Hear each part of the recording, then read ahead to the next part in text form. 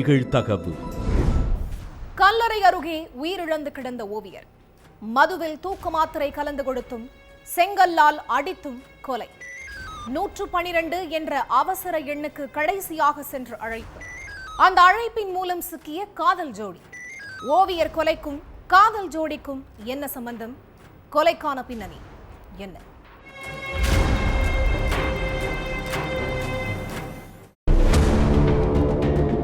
September 17ஆம் தேதி ஒரு கல்லறைக்கு பக்கத்துல இளைஞரோட சடலம் கிடந்திருக்கு. அது அந்த பகுதியில் இருந்த ஓவியர் யோகேஷ் தான் அப்படிங்கறத தெரிஞ்சுக்கிட்ட மக்கள் போலீஸுக்கு தகவல் கொடுத்திருக்காங்க. அடுத்து அங்க வந்த போலீஸ் அந்த இளைஞரோட சடலத்தை மீட்டு போஸ்ட்மார்ட்டத்துக்காக அனுப்பி வச்சதோட யோகேஷோட சட்டை பையில இருந்த செல்போனையும் செக் பண்ணி இருக்காங்க. அப்போ 112 அப்படிங்கிற எமர்ஜென்சி எண்ணுக்கு போன் பண்ணி யோகேஷ் பேசி இருந்தது தெரிஞ்சது. ஸ்வாதியோட அப்பாவும் அண்ணன்களும் என்னை அடிச்சுட்டாங்கன்னு கம்ப்ளைண்ட் பண்ணி இருக்காரு யோகேஷ். அடுத்த சில மணி நேரத்துல தான் அந்த இளைஞர் சடலமாவும் கிடந்திருக்காரு. ஸ்வாதினா யாரு? அவரோட அப்பாவும் அண்ணனும் எதுக்காக யோகேஷ அடிச்சு கொலை செய்யணும்? ஸ்வாதிக்கு எந்த ஊரு அப்படின்னு ஒரு பக்கம் விசாரணை நடந்துகிட்டு இருக்க, யோகேஷோட செல்போன்ல இருந்து 112 எமர்ஜென்சி எண்ணுக்கு பேசின குரல் பதிவு அந்த இளைஞரோடதே இல்லங்கிறது தெரிஞ்சிருக்கு. அதனால போலீசாருக்கு இன்னும் குழப்பம் கூடுதலாயிருக்கு. இதுக்கு மத்தியில போஸ்ட்மார்ட்டம் ரிப்போர்ட்டும் வந்திருக்கு. அதுல தூக்க மாத்திரை கலந்த மதுவை கொடுத்து செங்கல்லால அடிச்சு யோகேஷ் கொலை செய்யப்பட்டிருக்கிறது தெரிஞ்சிருக்கு.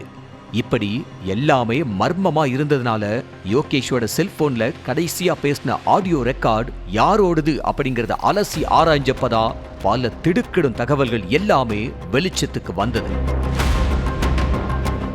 உத்தரப்பிரதேச மாநிலம் மொராதாபாத்தை சேர்ந்தவர் இளம்பெண் ஸ்வாதி. இவங்க மனோஜ்ங்கிற இளைஞரை கடந்த சில வருஷமா காதலிச்சிட்டு இருந்திருக்காங்க. மகளோட காதல் விவகாரத்தை செல்போன் பேச்சு மூலமா தெரிஞ்சுக்கிட்ட அப்பா சோபரும் அண்ணன்கள் 2 பேரும் காதல் கல்யாண கனவையெல்லாம் அடியோட மறந்துரு, இந்த வீட்டுக்கு மருமகனா வர்ற தகுதி மனோஜுக்கு இல்லைன்னு காதலுக்கு எண்ட் கார்டு போட்டிருக்காங்க. ஆனா ஸ்வாதி தன்னோட காதலுக்கு எண்ட் கார்டு போடுற மாதிரி தெரியல.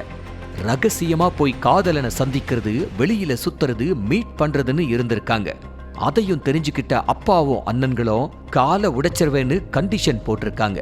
அதனால எந்த இடையூறும் இல்லாம எப்படி சந்திக்கிறதுன்னு பிளான் போட்ட ஸ்வாதி சாப்பாட்டுல தூக்க மாத்திரைய கலந்து அப்பா அம்மா அண்ணன்களுக்கு கொடுத்துட்டு தினமும் மீட் பண்ணி இருக்காங்க. சாப்பிட்டதும் வெறித்தனமா தூக்கம் வருது. ஒரு நாள் 2 நாள் இல்ல, தினமும் எப்படி சாப்பிட்டதும் தூக்கம் வரும்னு ஸ்வாதியோட குடும்பத்துல உள்ளவங்களுக்கு சந்தேகம் வந்திருக்கு. அதனால மகள் கையால சாப்பிடுறதையே நிறுத்தி இருக்காங்க. நம்மளோட திருட்டு வேலை எப்படியோ தெரிஞ்சிடுச்சுன்னு கெஸ் பண்ணின ஸ்வாதி அடுத்து அதை விட பெரிய பிளானையே தன்னோட காதலனோட சேர்ந்து போட்டிருக்காங்க. அதுதான் ஓவியர் யோகேஷோட கொலை ப்ராசஸ். அந்த கொலையில தன்னோட அப்பாவையும் அண்ணன்களையும் சிக்க வைக்கிறது தான் ப்ராசஸோட முடிவு. ஆனா அந்த முடிவு ஸ்வாதிக்கும் அவரோட காதலனுக்கும் சாதகமா அமையல. ஒரு கொலை செஞ்சா எப்படியெல்லாம் தப்பிக்கலாம்னு கிரைம் டாக்குமெண்ட்ரி எல்லாம் பார்த்திருக்காங்க காதல் ஜோடி. அதுக்கப்புறம் தான் பக்கத்து கிராமத்துக்கு போயிருக்காங்க ஸ்வாதியும் மனோஜும்.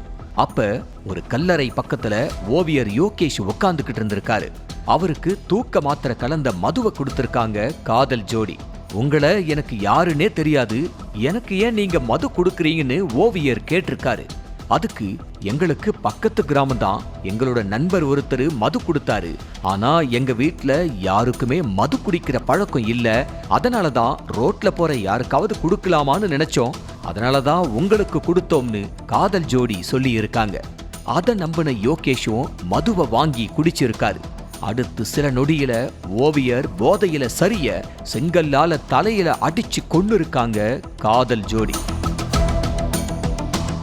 அதுக்கப்புறம் அவரோட செல்போன்ல இருந்து 112 எமர்ஜென்சி எண்ணுக்கு போன் பண்ணி ஸ்வாதியோட அப்பாவோ அண்ணன்களோ அடிச்சுட்டாங்கன்னு மனோஜ் பேசி இருக்காரு. அதுக்கப்புறம் அங்கிருந்து தப்பி ஓடின காதல் ஜோடி அவரவர் வீட்டுல போய் எதுவுமே தெரியாத மாதிரி இருந்திருக்காங்க. ஆனா ஓவியர் யோகேஷோட செல்போன்ல பேசினது மனோஜ் தான் வாய்ஸ் ரெக்கார்ட்ல தெரிய வந்து அவரை தூக்கி விசாரிச்சப்பதான் மொத்த உண்மையும் வெளிச்சத்துக்கு வந்திருக்கு. காதலுக்கு தடையா இருந்த சொந்த குடும்பத்தையே கொலை வழக்குல சிக்க வைக்க பிளான் போட்டு வசமா சிக்கின சுவாதியும் அவங்களோட காதலன் மனோஜும் இப்ப சிறையில காதலை வளர்த்துக்கிட்டு இருக்காங்க.